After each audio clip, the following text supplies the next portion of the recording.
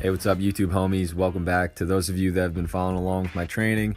For those of you that have not, I'm on week 1 of my 3rd time running the Johnny Candito 6-week program. If you're interested in running this program, I have a whole playlist on my channel showing how I used it to hit PRs and put about 100 pounds on my beltless powerlifting total.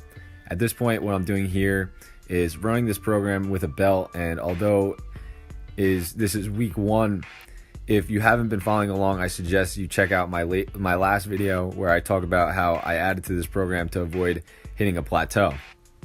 Today, though, I am going to be talking about week 1. As for week 1 in the program going forward, I basically said F the rest of the program other than the main movements. My accessory movements, although I'm still doing the overhead press and pull-ups and rows, have changed slightly.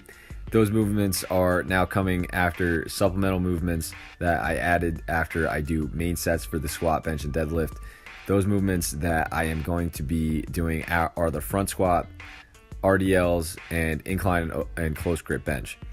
Each of these movements will be split up between training sessions over the course of the week and will be done after main movements for that day. So, for example, on Tuesday, I did close grip bench after my main bench work for the program, and then on my Saturday training session after bench, I did incline instead of close grip. So going forward, this is my plan to also get more volume for the same muscle groups as like inside the main movements, so to speak. I don't really know how to describe it, but I also want to point out that these movements weren't chosen at random. These are movements I picked because they're all a little bit more specific to my main movement. As I continue to put together these training cycles, this is going to be kind of the one way you're going to notice me alter the program and my programs by making these movements more specific, as well as adding more working volume as I adapt to them. When I am getting peaked, I will then actually do the opposite and make these movements less specific. That's for after I'm peaked. So that I can kind of rebuild my foundation and gain hypertrophy, as well as work on other qualities like that, which would be more appropriate for a quote-unquote off-season type of phase. People get caught up in which exercise to choose, and honestly, I'd kind of be lying to you if I said the ones I do are the best for gaining muscle mass or helping my lifts. But that ultimately kind of comes down to you and your goals and trial and error, finding out which exercises have the best carryover to your lifts. Obviously, individual differences are huge here and all come into play.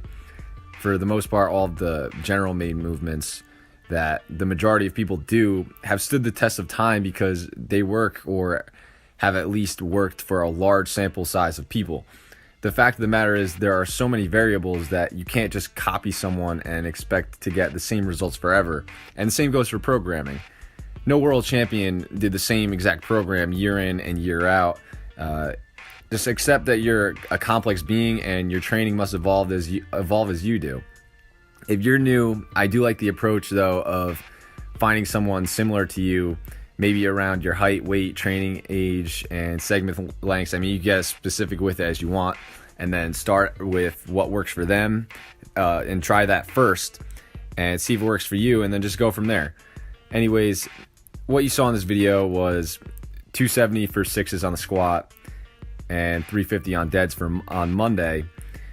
Did 10, 8, 6 reps with 185 for my heavy set of 6 on Tuesday for bench, followed by close grip for 4 sets of 6.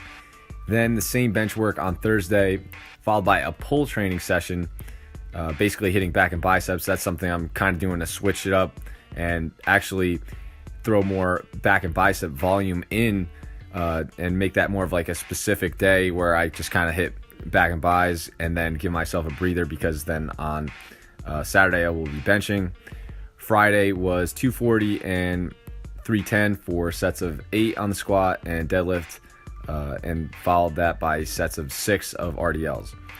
Finally, on Saturday, I hit 190 for a max rep set, followed by incline bench and OHP.